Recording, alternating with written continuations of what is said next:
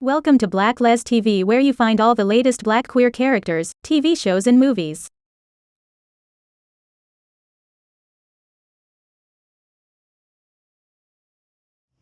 Can I come in? Yeah, I'm just on my way out, but I'm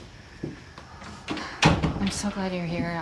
I'm so sorry for my. Are you in love with me? No, God! Is that what you were gonna say? That you're in love with me? No, God, please, no! No!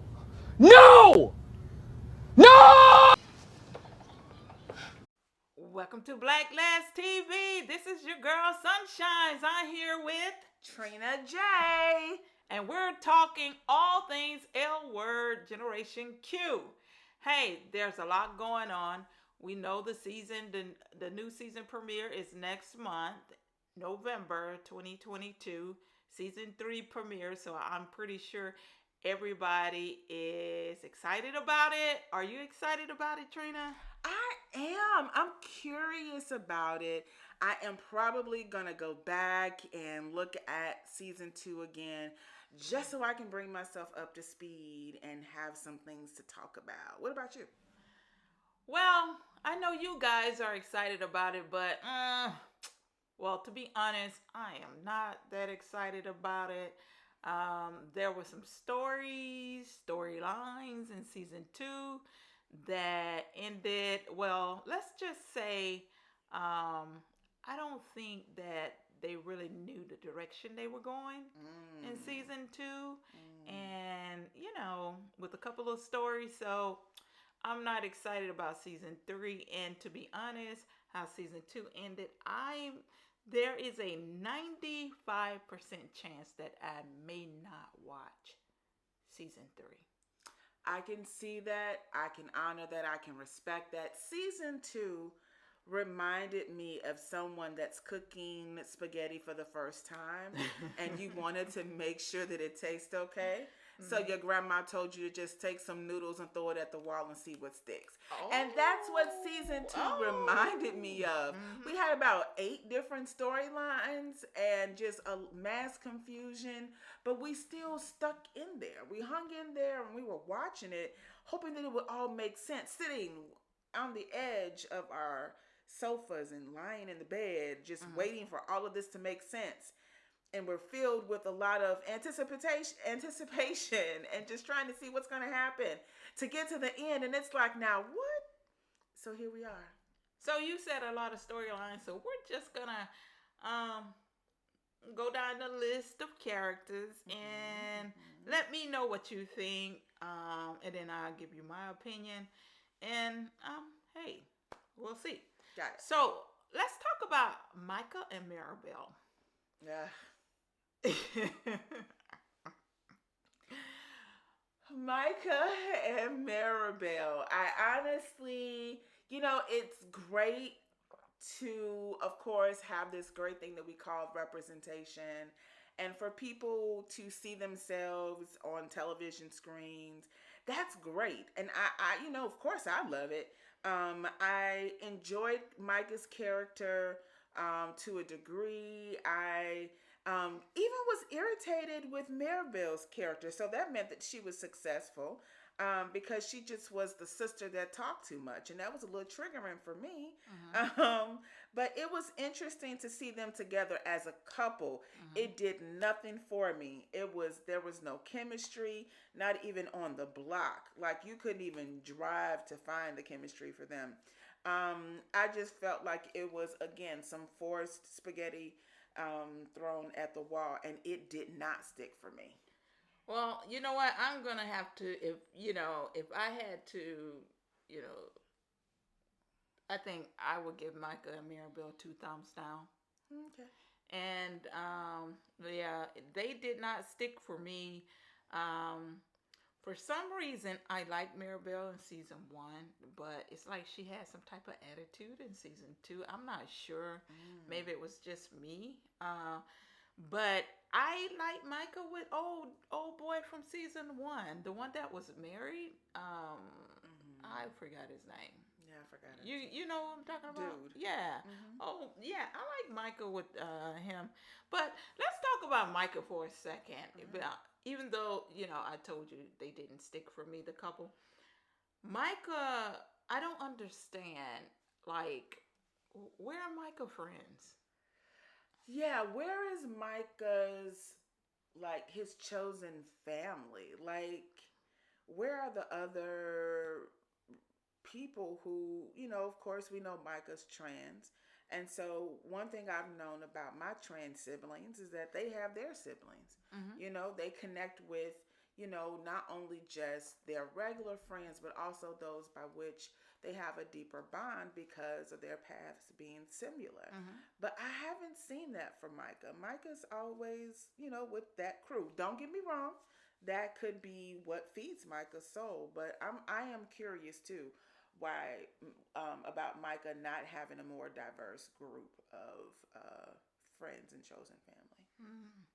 What do you think of the the added thing about him and Danny? Like, that came out of the blue. Was that mentioned in season 1? Maybe I've missed it in season 1.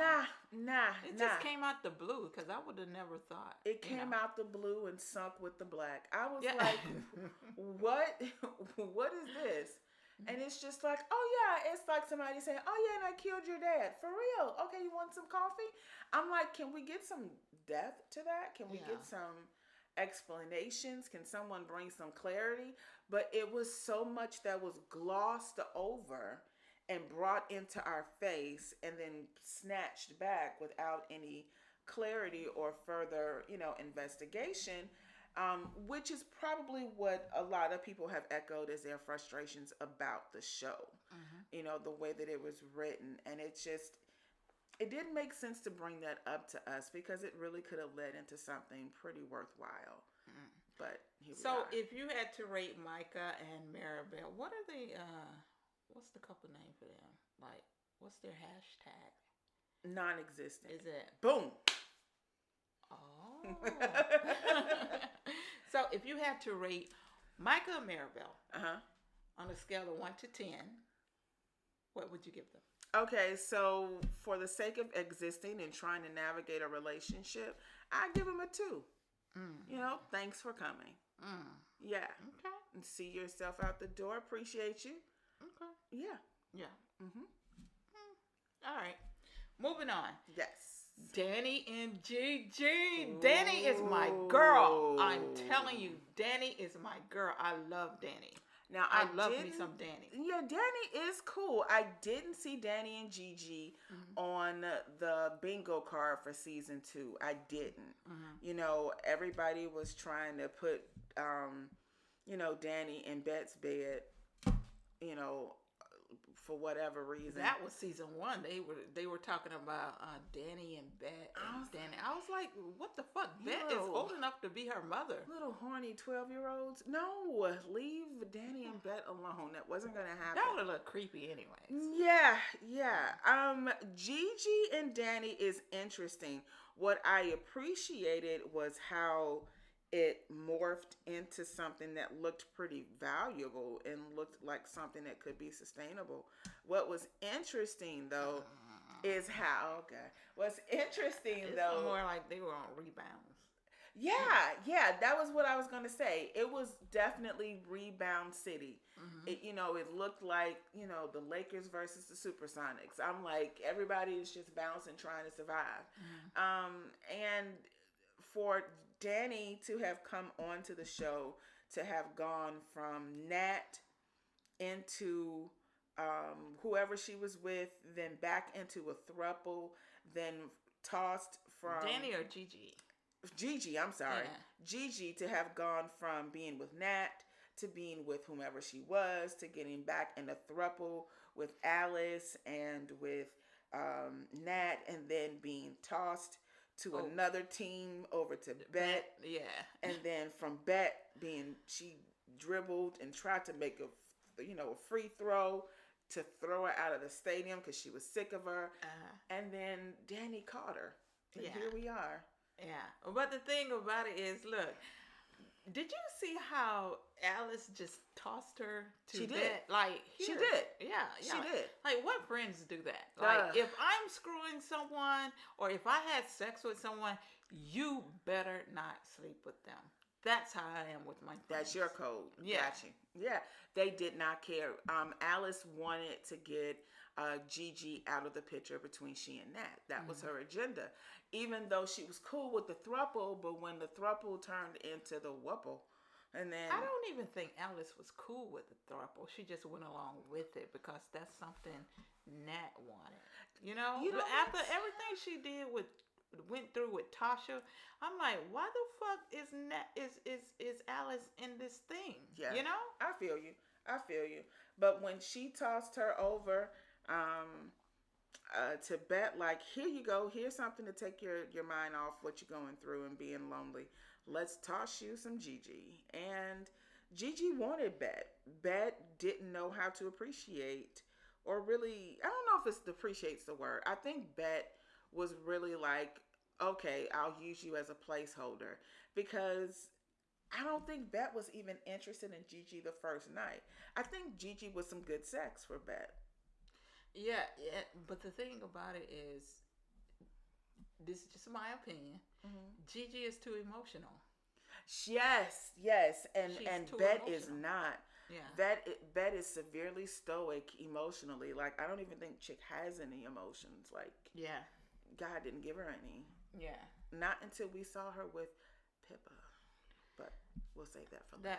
That's later down in the thing. Yeah, yeah. So As far as season 3, we know how season 2 ended with Danny going to jail, and that's another thing. Like, Danny, in my opinion, followed bad advice. The advice that Gigi gave her at the court, like, leave, like, that was bad advice. it was. Yeah. Yeah. And And it seemed like they were going to do what they were going to do against Danny because of who her father was. yeah. So it seemed like she didn't, she was having an emotional moment, but she wasn't as downtrodden as Gigi made it. My thing is, how the hell they knew where Danny was? Like, they come in and say you're under arrest. She's at a party with Gigi. 9,000 people. Yeah, 9,000 with Gigi's family members. like yeah. 150,000 family members. Okay. And, like, how did they know Danny was there? And another thing, Yeah. Gigi had like 150,000 family members, and we couldn't even see Pippa's son. Like, what the hell? Ooh, But we're going to talk about that later. for later. Uh, We'll save that for later. Later. Yeah, I thought it was interesting that the feds rolled up on Danny and Gigi like that. But again, we're talking about the feds, and they play by no one's rules. So I'm not surprised. Somebody probably was watching Danny and Gigi, and they probably were not even aware that they were being, sought out. Again, she did leave against legal advice, and the lady said that she was going to have her arrested. Fat meat is not greasy, Okay. So, as far as season 3, Dan and Gigi, do you think they're going to last? I'm curious. I believe that Gigi is a loyal person, and because of the things that Danny is probably still dealing with, I think she's going to stay as connected as allowed. Because, Danny has some bet in her. And there are times when she disconnects emotionally, and that may cause her to be irritated with Gigi, depending on how much of the emotions that Gigi brings. Yeah. So I can see them still managing to stay together. However, we could leave that open, because I'm pretty sure time will have passed for everyone. So depending on what happens after with this court situation could determine whether or not they're still together. Okay. I think, this is just my opinion, I love Danny. I want to see Danny happy, but I don't think Gigi is that person. Okay. I just don't. Okay. And they look good together. True. their scenes are, good together. Okay. But I just don't think Gigi is that person. I would give their relationship on a scale of 1 to 10. I would give it a 4. Mm-hmm. And as far as season 3, I say it's 10 episodes. So I'd say by season 5, they're gonna be through. By season 5? Excuse me, episode 5. Episode 5. I'm like, wait. Episode 5, they're gonna be through. How long we gonna keep this? Okay. Alrighty. Cool. So, how do you rate them? I rate Gigi. I honestly would give Gigi and Danny a 5 or a 6. I would say a 6 because I see that there is potential. I think environmental factors make the difference between the two of them, and how they're able to still maintain outside of everything that's going on. Okay. Well, moving on to Tom and Alice. Tom and Alice. What are they hashtag? What a waste. Yeah. What? Yeah. Yeah, so I love Donald Faison. I like Donald Faison too. I love Donald Faison. I think he's funny. He is. But as far as for the L word, nah. Nah. And not with Alice. She's just so. Alice I believe that Alice should stay in lesbian land. But she's bisexual. She needs to stay in lesbian land. Why? I just think that or I can say this, she can stay in with whatever she feels to identify. Just don't waste Donald Faison.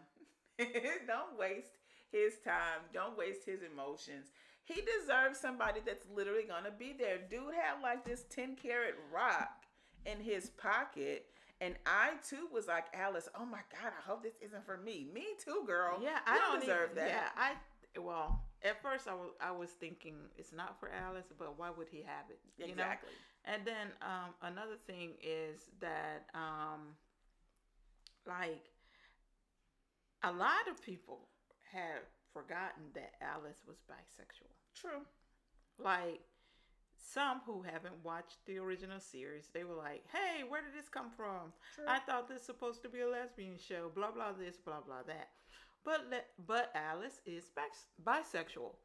Now, as far as seeing her with the man, hey, that's her. She's bisexual, Mm-hmm. So I don't have a problem with that at all. Mm-hmm. It's just that scene with her and Tom, and he was on her, and I want to.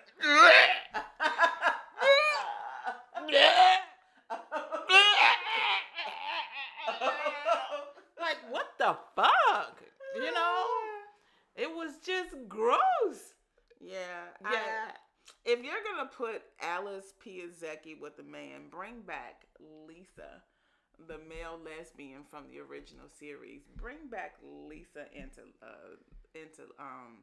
Alice's life. Let her mess over him again. But don't have mercy on Donald Faison. Give him Kiara. Let them ride off into the sunset. Kiara was season 1. I don't care. Bring her back. Let them ride off together. Let them bump into each other. And listen, come on now. They put Shane with Kiara. Shane can't put nobody that look like that. Not at all. Not a sister. Not Come on, at all. man. Come Not on at all. now. And they wanted to they wanted us to think that was believable. Not at all. Please. Come on now. So, on a scale of 1 to 10. -0. So how would you rate Tom and Alice? -20. Okay, so scale from 1 to 10, I would give Tom and Alice a 1. Yeah, me too. So I can be on the scale because you asked me to. Me too. But they were corny together. And kind of funny together. So hey, moving on to Nat and Alice, Gigi, whatever. So I'm gonna be honest with you, and don't Just hit me in the head for it. Just say But it. I think that Nat and Gigi had the best sex scene. Okay. and Gen Q. Their sex scene was on fire.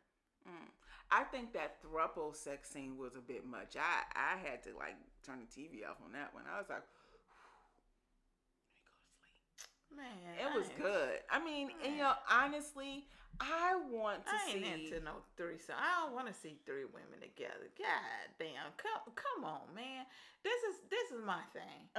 You know, if I'm in a relationship with you, and we are, there's no way you're going to bring or ask me, can somebody else come into our bed?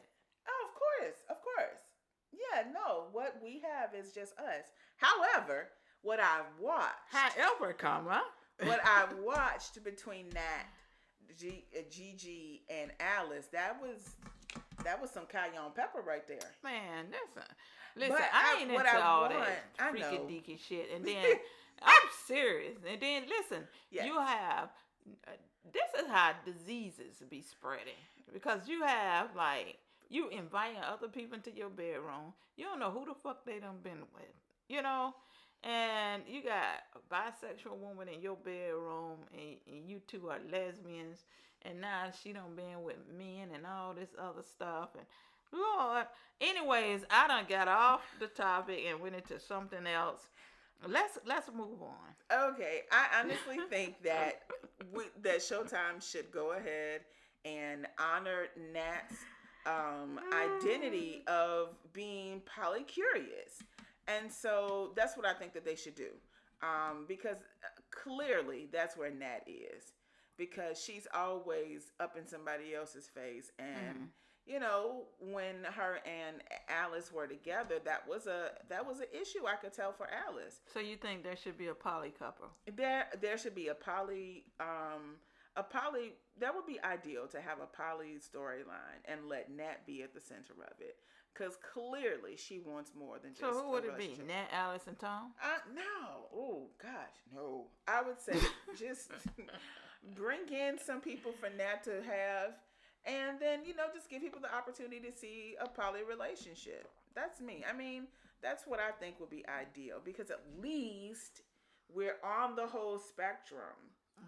Of the whole queer spectrum, and so it's like, because it's let's stop treating Nat like you're this serial cheater, or you have the potential to be this serial cheating person. So that's just what I'm thinking. Okay, all right. So moving on to Angie and Jordy. Oh, the babies! She is a baby. I love the actress Jordan Hull. She's doing a tremendous job. She is portraying Angie Porter. I mean, I heard.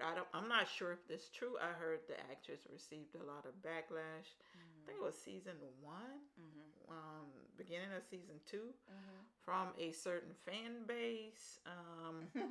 But and she went off social media. That's what I heard. I'm not sure if it's true. They were bullying her. Which is crazy, you know. It is. But now she's back on social media. The actress has. I'm not sure if that's true. That's what I heard. But the actress, she's doing a tremendous job portraying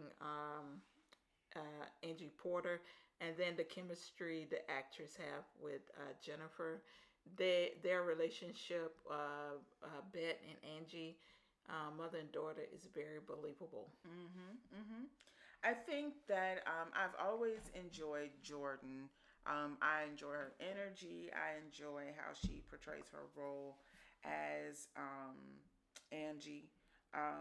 Even though and to be honest, I would have liked to have seen the original Angie come back, but she was busy graduating from high school this year. So I understand, you got priorities.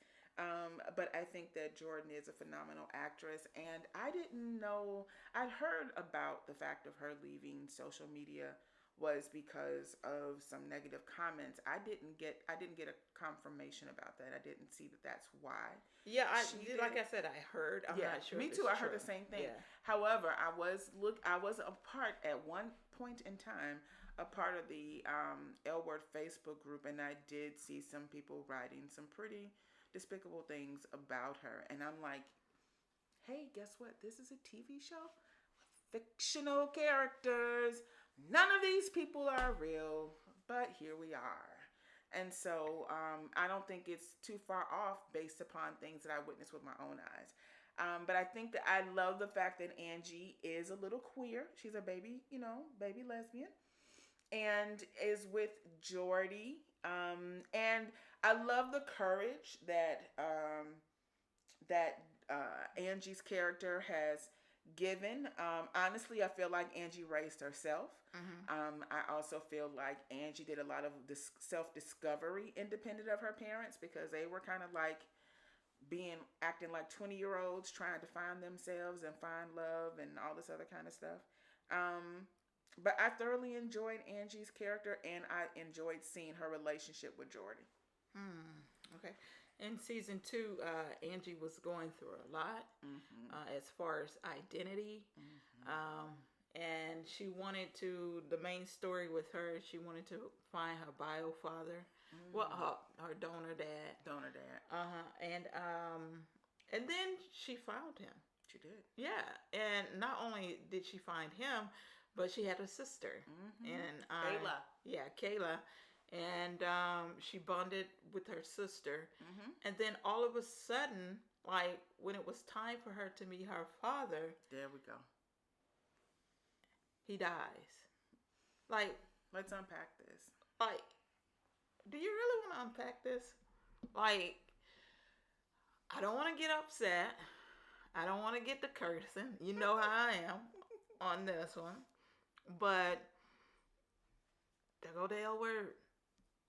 Killing another black character off. Like, if you did not want to go down this road, why did you? And I think what's happening is there is part of this show that is really trying to push hard for representation, but the other flip side of this is deaf or tone deaf to current climate and racial situations and stereotypes and things of that nature. And I'll be guilty of reaching. But what I felt like at any point in time, why would they not allow her to at least lay eyes on her black father? Because you have this child that was sitting at one point in season 2. She's sitting in therapy, group therapy, which was facilitated by Micah. Whoop, whoop. Shout out to the mental health therapist out there. Facilitating this I'm searching for myself. That was the theme of their group session. Angie is in search of Angie. And that's why she was reaching out. And she was robbed of that opportunity. And I'm just thinking to myself, like, who's watching this and this is mirroring their life? Why not give them something better versus jumping back into a soap opera storyline? But that's just me. The thing is that Angie was willing to give a part of her body up. Yeah. So that her donor dad could live. Yeah. And then they often kill him. And she didn't have a chance to lay eyes on him. Not at all. Like, but Tina did. That part. Like, the woman who didn't want a black child did. The woman who was afraid when Marcus first showed up to the door. Sure did. And she had to leave and go into another room or a bathroom or something. And process it. And gather herself. Like, process this. Gather herself. Like, this is a black man. And I loved how, if you remember, he caught it immediately. Yeah. He was like, did Bet not tell you that I was black? Yeah. Yeah. So it's like, why can't we see Angie have that one moment before he takes his last breath? She was owed that. It was stolen from her. And I don't appreciate that being written that way. It meant a lot. Not only it was stolen from her, but they they didn't give us that. No. The audience. Yes. You get what I'm saying? Yeah. We should have saw, that bond between them. Even if it was going to be like a couple of seconds or a couple of minutes or whatever, we should have saw, Right. that between the two of them. But we didn't. No. But we saw Tina take her trifling ass to the hospital. Her and Bet. Mm-hmm. And she was able to see him. Mm-hmm. I didn't like that one bit. Mm-hmm. One bit. Yeah, I agree. So as far as season 3, Angie and Jordy, do you want to see that continue? I do. I'm curious to see what it's going to look like for Angie and Jordy because, as we've seen in some spoilers before, that there's going to be a time jump. There is going to be Angie going off to college. So I'm curious as to, are Angie and Jordy going to follow one another? Will they continue? Will they continue in a relationship? Are they going to just, make this an amicable split if at the beginning of their, first semester of college, if they go separate ways? Or are they going to continue a long distance relationship? I'm curious to see also how they've evolved as women because, when we leave them, they're high schoolers, but they're evolving into young women. So I'm curious to see what that's going to look like. Not only that, Angie's going off to college, so I want to know, well, is she going to HBCU or what? So I have $500 saying she won't be going to HBCU. I'm going to raise that 500 by another 500 and say that she'll probably be at Berkeley down the street from me, or she'll be at USC, someplace in California, because it's like 9,000 universities and colleges in California. She ain't leaving the state. And I may raise you because I think maybe, just maybe, she's going to bump into Pippa Pascal at university. Woo! That would be lovely to have Pippa on campus at Berkeley. So, running the art department. Ooh. So on a scale of 1 to 10, how do you rate Jordy and Angie? I rate Jordy and Angie because they're still young. I give them an 8, but I love them. They're young, they're developing, they're evolving, and they're courageous because these kids are walking in their full authenticity. And I love how even though Angie's mom, moms are gay, I didn't see Angie as like following in their footsteps of just pursuing a relationship with a woman. Like when I looked at Angie, like her character was very believable. I saw Baby Dyke, when I looked at Angie. Yeah. So yeah, very convincing. What's their hashtag name? Andy. Jandy. Andy. Janji. Andy. Whatever. Moving on. Next, on. we have, and we ain't gonna talk. Well, I ain't got too much to say about them, but we have Shane and Tess. Yeah, nice gowns, really nice gowns. Shane and Tess, the couple that came from out of nowhere. Like initially, like Shane slept with Tess' girl. Thank you. Like what the fuck? I mean, come on. Yeah. And then another thing I didn't like about Shane, we could talk about this all day long, but what was Lena Waithe's character on the show? What was her name? Was it? Well, she was on one episode, I think. 2. But was it 2? Mm-hmm. Oh, okay. So, anyways, how they stole, and we can go. I mean, it is Indigenous People Day, Columbus Day.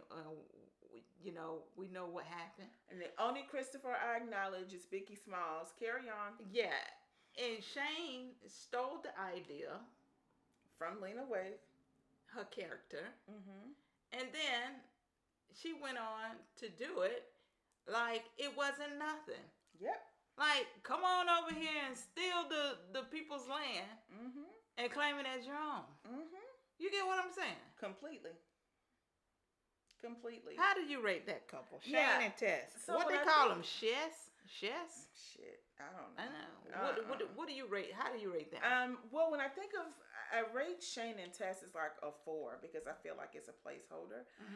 It's just interesting that, you know, Shane was, you know, initially, you know, coming off of being with Kiara. And, you know, Shane will sleep with anything that isn't nailed down if she likes it. And I didn't like what they said about Kiara too. Like she took her money and all this stuff.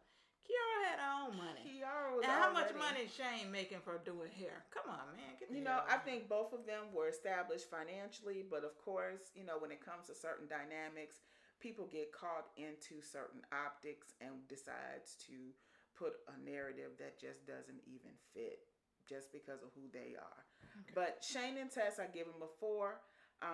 That was a weird connection of a relationship, and they just morphed it into it's gonna happen, and here we are. Okay. Next, we're gonna move on to. I think these two couples go together. Yeah. We're gonna move on to Bet and Pippa. Whoop whoop. And Tina and Carrie.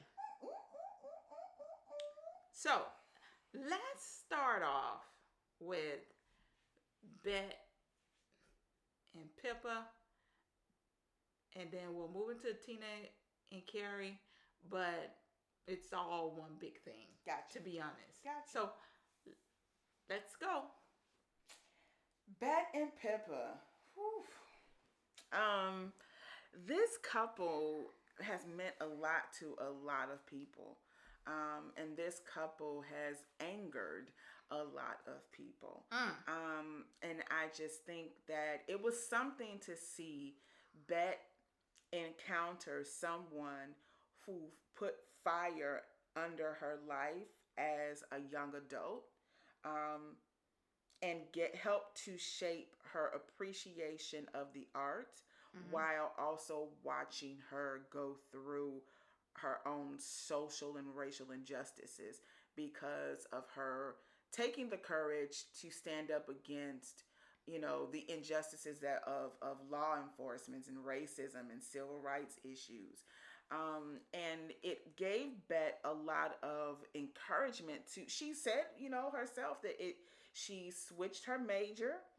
And, you know, Pippa was like, that's nice. Not sure if it really meant anything to your career, but here we are. And so Bet has fangirled for this person for decades. She even took Tina to see her exhibit in New York. And here we are, you know, Bet drove to find Pippa. When she was out at an exhibit with Gigi and ran across this piece of art that belonged, it wasn't even named, but she knew that it was Pippa's. Pippa's. I'm like, girl, just go get the ring. Yeah. Go get the ring. And then did you see when the next morning, she told Gigi, I found her.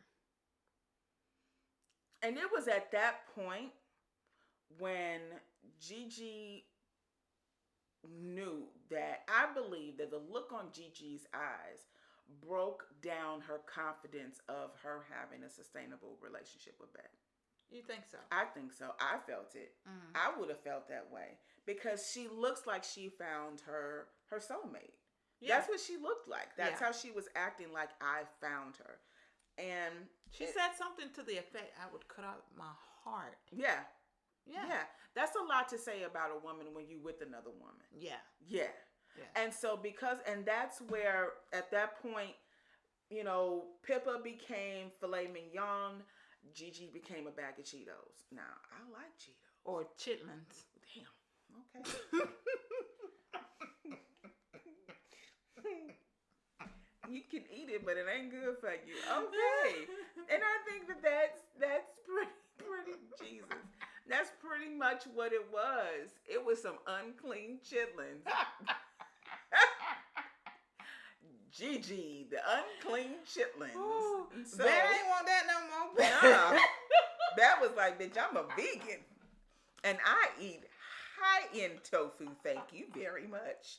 And it's called Pippa Pascal. Pippa So, with Bet having these emotions, and Pippa, let's be real, that night they went out to dinner, when she sat outside her house from dusk to dawn almost, waiting Pippa, for her you know to what? get some Pippa attention. wasn't impressed with Bet Not at all. the least, but At she all. would let her pay for her to eat. Yeah. Straight out, Yeah. all right, black woman. Yeah. And so, you can feed me. And she admitted to Bet, you're beautiful, and you know you are. Yeah. You ain't slick. Yeah. You know, Thought but I Pippa could was just like, tell you that. you know, when Yeah. she was getting ready to leave, like, this But was what? cute. But what did Bet say to Pippa? You are the most beautiful woman that I have ever laid eyes on. Yes. And the whole Tibet fandom was about to jump off a cliff when Bet said that. But she said it. Yeah. So that brings into case all these other women that she's been with, including Tina. Yeah. Yeah. Well, you know, black don't crack. You know it doesn't. Mm-mm. It well, for some, but for most, it doesn't. No, we in I order mean, as long for as you treat your body right. yeah. But go ahead. But I think that with Bet and Pippa, we have the development of something beautiful that is, and it's something about meeting your person and they hold in their heart the same things that you hold in yours. And I think that's what we saw with Bet and Pippa, their love for the art, their love for social justice, their love for wanting to give people the opportunity to see their art as it deserves to be seen. And so we saw that with Bet and Pippa, wanting to blow shit up, like they said. Yeah. And so I think that they deserve to be a sustained relationship. Yeah, I think in season 2 at the beginning, we didn't know if Bet was coming or going. True. You know, it was like she was on this roller coaster ride. She was so frustrated. Yeah, and she didn't know, how to get off. Or where to get off, or when to get off. And it wasn't until she went to the art show and she saw Pippa's art exhibit, and it wasn't until she got with Pippa that we actually saw some growth in Bet. True. And I think that's because she knew all that crap that she did with Gigi, or was able to, all that bickering and all that fighting that her and Tina did. She wasn't able to do that. She knew she wasn't going to be able to do that with Pippa, because she knew Pippa would not stand for it. Absolutely. Absolutely. At all, And what did Pippa tell her when they went inside the her little barn, or whatever you want to call it? Pippa said when Bet mentioned something about she said something to the effect that Pippa asked her if she wanted some wine, and she said dinner would be better, and Pippa was like, I would not be manipulated by you. Yeah, so she was letting Bet know then, I'm not hey, playing. I don't play. I don't even play the radio. You hear me? That's what she was letting Bet know, and Bet knew that, because she treated Pippa different. She did. She treated her different. She did. And because she knew she was out of her league with Pippa. That's how, this is just all my opinion. She knew she was out of her league with Pippa. She didn't just have someone on her level. Pippa was like way above Bet. True. True. So, if you're with somebody who isn't on your level, you're going to treat them any kind of way, If you feel like someone is beneath you, it's interesting to watch how someone, what's the saying that I heard? It's interesting to watch how someone treats somebody that they don't need. Yeah. But with Pippa, it was so different. And I liked Bet with Pippa. I mean, just those last couple of episodes, I liked Bet. Because at the beginning of season 2, she was terrible. What she did to Gigi was terrible. It was. You know? She really did Gigi like some people But have been done by. I started to like Bet again with Pippa. Because Pippa is so... We're talking about Vanessa Estelle Williams. Miss Black Cinema herself. You know? She made Jennifer Beals step up. Her game. Even with her acting. Yes. She did. She made her step up with her acting.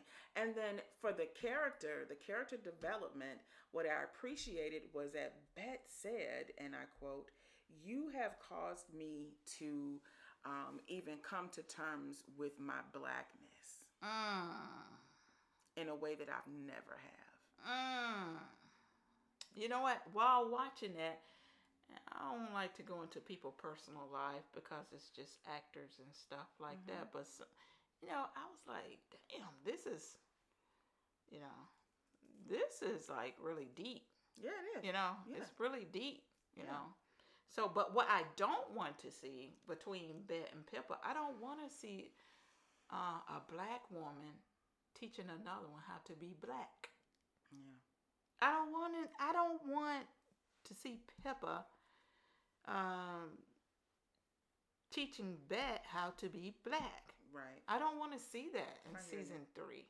I don't know how many episodes Vanessa Estelle Williams is going to be in. No one She knows. could, you know, no one knows. She could be in 1 episode. She could be in 3, 4, 5 of them.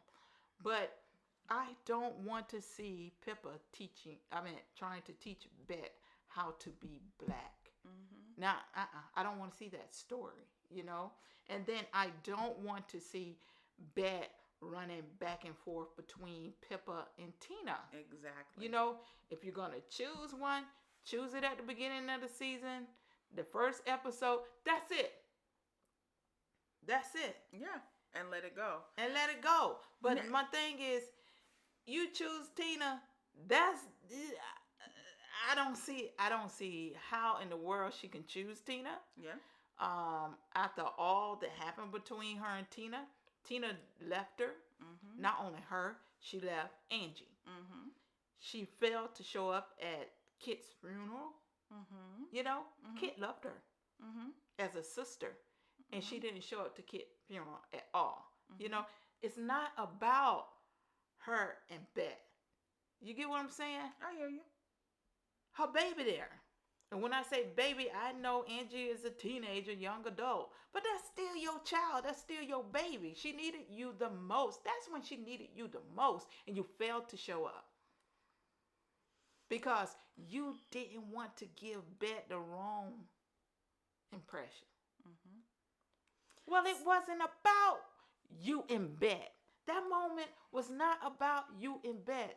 It was about Angie being there for your daughter when she needs you the most, because the one she identifies with the most, the aunt that she loved, is gone. And you failed her. Again. I hear you. I think that what I would want to see regarding Bet and this decision, because even with them doing the teaser, it didn't make sense, because Bet had gotten gussied up and was ready to walk out the door to go be with Pippa, and then all of a sudden she's caught up in her throat about how to answer Tina's question. And I'm just like, so they're purposely writing this as if, let's stretch out this teaser as long as we can. And to me, that's nauseating and it's dumb. And in my opinion, it didn't even make Jennifer Beals' acting look very good. It didn't. It just, because even in her trying to decide what she was going to say, just her stalling looked very amateurish. And I was just like, can you just give me good writing, good acting, and stop making this, get off this cycle that even they complained about back in 2007. Yeah. The breakup, the makeups, the breakup, the makeups. And it's like, stop, y'all. This is dumb. Let's just stop. So I ultimately, at the end of the day, I want Bet and Pippa to be together. I would love to see an expanded storyline for the two of them, bringing in, Pippa's culture, bringing in her friends, a scene of Bet showing up back to Pippa's place. And where's Pippa's son? And seeing her family and her friends. And so, yeah, let's expand that, because I don't know why they're about to give us Tess's mama and then somebody else that's connected to them. Kaylani is coming. Kaylani's coming. And so let's add on 18 more storylines in 10 episodes and make this look like, some type of blur. Didn't they complain about too many characters in season 2? And no, they did, but the logical thing to do is to add more people. Yeah. Because get rid of I tell you what, we're gonna get rid of Pippa, but we're gonna add more people because the storylines in season 2 was we had too many people in season 2. But yeah, let's add more people. We're just gonna get rid of the black lady. The madness. We're gonna get rid of the black lady though. The madness. So I want Tina for them to go action. Tina's at Bet's door, asking her, "Are you in love with her?" Bet fumbles around in her mouth like she's weird, and then Tina says, "I love Carrie. Carrie is my fiance. That's what's going to happen." And yes, because to be honest, I don't want to see Tina say, "I love Carrie." I don't want to see that. I want Bet to answer the question: Are you in love with me? No. Right. That's what I want. Right. Pippa is waiting on me. But and to be very honest, Tina shouldn't have been at Bet's door in the first place. Tina should have been in Carrie's bed doing things to her to make her forget that the night ever happened. Because if Tina says, "I'm in love with Carrie," then Bet will be like, "No, I'm not in love with you. I got to go to Pippa," and then we'll see a whole season of Bet still second guessing it. Yeah. You think so? Yeah. So I want to see Bet say no from the get-go. And you need to take your butt back to Carrie and try to patch up what you and her, got going on. Well, that's what I want to see. That's what I want to see. But I think that, I'm a big Vanessa Estelle Williams fan. Okay. I'm a fan of Jennifer Beals. Okay. But I kind of got a little ticked off when I heard Vanessa Estelle Williams was not returning to the show. Yeah, that stung a little bit. It hurt a lot, but I'm not sure what happened. But I know there was some the fans got upset. Yeah. The fandom street is crowded right now. It's congested. It looks like LA on a Monday afternoon at about 5:30. Cars everywhere, gridlocked. It's a lot of traffic. It's a lot of things that people are saying. People are forgetting that we're all humans and we're just watching the silver screen. People are forgetting that these are characters, not actual cousins that you can go off on. A lot of things are happening. People have a lot of different agendas. And I'm like, hey, let's just watch gay TV and let's just go to sleep at night. But no, it's a lot going on out here. Yeah, but I still think I'm not going to watch it. I just, nah. Because this is the thing. I watched the original series, all 6 seasons, right? Even when we didn't have representation on the show. True. I watched. And when I say representation, I'm not trying to take anything away from Jennifer Beals at all, because she is who she is. And we know she's biracial. And that's where she's But when I'm talking about, I just didn't see someone who looked like me on that original series until Tasha came along. Well, they did have Yolanda, and then they got rid of stereotyped Yolanda so horrifically. The angry black woman. Of course. Yeah. Of course. Yeah. And then her residue that was left was Candace. Yeah. Who indeed was an instrument in the ending of the first season of Tina and Bet. And the representation is important. And I think that one of the things that's missing, and I say this, yes, this is a television show. These are characters. But just as passionately as people feel about seeing Bette and Tina together, there are those of us, another demographic, that also wants to see Bette and Pippa together because Black Lives Matter everywhere. They do. And I want to say that from the perspective of, we deserve to see healthy Black lesbian women in love on the screen for everyone to see. Everyone to see. Yes. Not just, us trying to make it happen in our own lives, but literally for everyone to see. And from the creative perspective, from the loving perspective, from, merging families and things like that, why not give us something healthy? Because Bette's character needs a healthy relationship. Yes. Because the people she's getting her advice from, they don't have healthy relationships. So why not allow Bette to have Pippa and let it be good and healthy and give us Black loving lesbian lives that matter? Yes. Also, Bette needs Black friends. Yeah. Angie needs Black friends. You get what I'm saying? Angie just needs Angie needs Black friends because Angie ain't got no friends besides Auntie Shane and Auntie Alice. That's it. That's it. That's it. And Jordy. That's it. That's and it. now they brought Kayla in, so we'll see how that goes. But Kayla, her sister. That's true. Yeah. That's true. Now I want to see Bette and Pippa. I want to see Pippa take Bette to the soul food joint. You know what I'm saying? Get us some oxtail. Get us some oxtails. Yeah, that's what I want to see. I want to see Pippa take Girl, Bette to the listen. Universal Soul Circus. Thank you, girl. Ooh, Bette wouldn't even know how to eat oxtails. You hear me? True. That's true. She'd be like, "Is my cholesterol going up right now?" But give us some greens, yeah. little cornbread. Yeah. Take it to somebody's Baptist church. Or some hot water cornbread. Come on now. Yeah. Well, anyways, I also would like to see Bette try to make an attempt, to reach out to her mother. I would like to see that. Well, that's something new. And another thing is, we got a couple minutes left here, but Carrie, Tina and Carrie.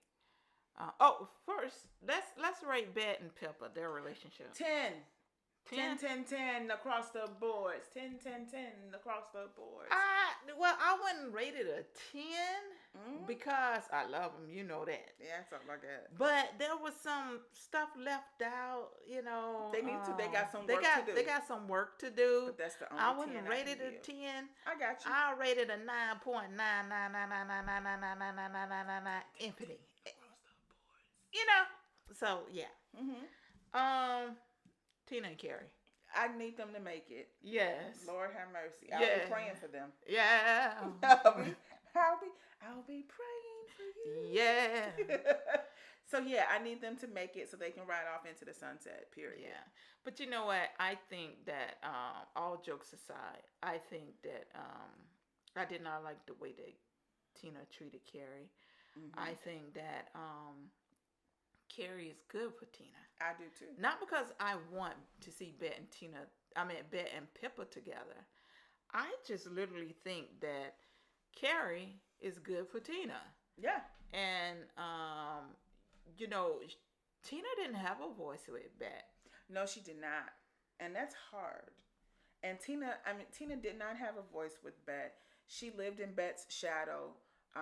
But Carrie is making Tina the front of their relationship. She's lifting her up in a way that I don't think Tina's ever experienced. And when that happens, it's probably difficult for Tina to accept that relationship. Could be. I'm reaching, probably. Mm-hmm. But I think that also Tina still has a lot of admiration for Bette. And she's like, well, she's the mother of my child. You don't have a child anymore, but say what you need to say because there could be some strings. That's why I feel like, I honestly feel like Tina floated around too much. Come and be Bette's support. You see the stuff got crazy. Do what you need to do. Dip out. And so that part. Okay, how would you rate Tina and Carrie relationship? I would give them an 8. The only 10 is going to be Bet and Pippa. Okay. I think I would give Tina and Carrie probably like a 6.5. Okay. Yeah, I give them a 6.5. All right for the half. So, let's talk about, before we end this, we got a couple minutes left. Let's talk about how the LWord and Showtime, in my opinion, I think that they are glorifying toxicity in relationships. Yeah. I will never forget the first time that I watched the LWord.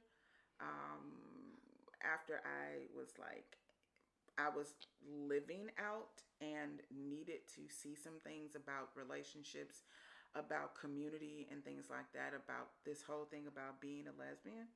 And when I watched that scene, the last episode in season 1, when Tina saw Bet holding Candace's hand and she knew that they had messed around, it was like instinct for Tina. And when they went home and she called Bet out on it in the bedroom and they got to fighting and slapping each other, and then all of a sudden it turned into this erotic, dark, horrible, violent sex scene. I was like almost in tears because it just seemed so violent to me and so toxic.